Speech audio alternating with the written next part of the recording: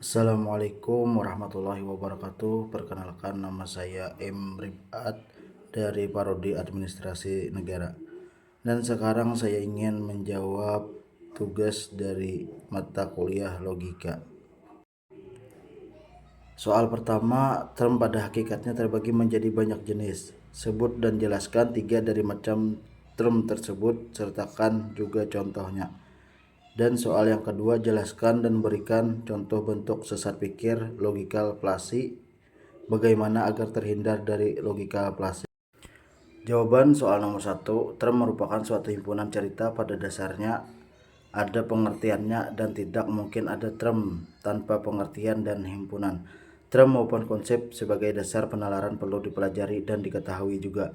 Term memiliki banyak jenis. Berikut 3 jenis term yang akan saya.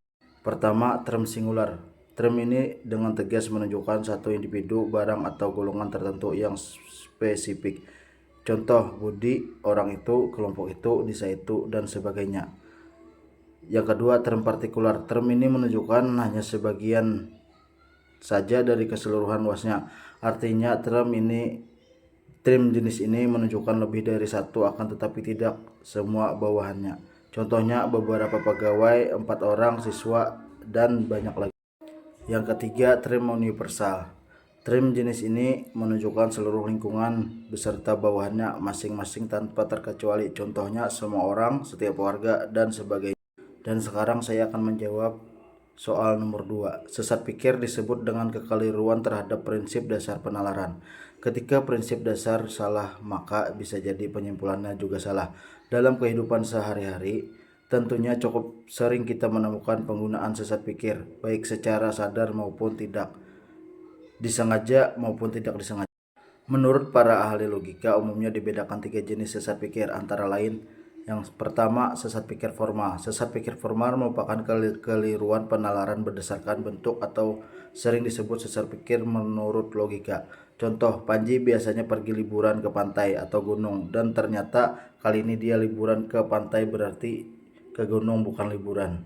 Yang kedua, sesat pikir verbal. Sesat pikir verbal adalah kekeliruan penalaran berdasarkan kata-kata, yakni bertalian dengan penggunaan yang salah atau kemaknagandaan dari suatu kata, dan dikenal juga sebagai sesat pikir arti kata. Contoh, kambing hitam adalah hewan. Lina dijadikan kambing hitam, maka Lina juga termasuk hewan. Kata kambing hitam berperan sebagai konsep tengah pada contoh di atas, bermakna ganda, sehingga sesat pikir tersebut mengandung beberapa konsep, yakni kambing hitam sebagai hewan dan sebagai orang yang dikorbankan. Yang ketiga, sesat pikir material. Sesat pikir material adalah kekeliruan penalaran berdasarkan isi, yaitu menyangkut kenyataan-kenyataan yang sengaja atau tidak disengaja. Contoh, banyak diantaranya berpenampilan tertutup dan terlihat lebih islami itu sebagai teroris. Kemudian menyimpulkannya, orang Islam yang terlihat islami dan tertutup adalah teroris. Berikut adalah beberapa cara agar terhindar dari logika fallacy.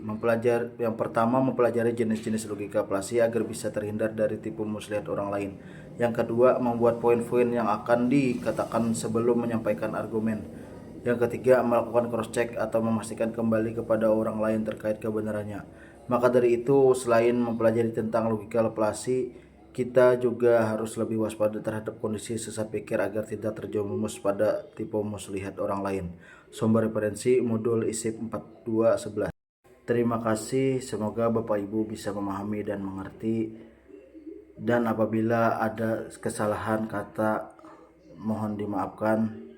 Itu saja yang dapat saya sampaikan. Wassalamualaikum warahmatullahi wabarakatuh.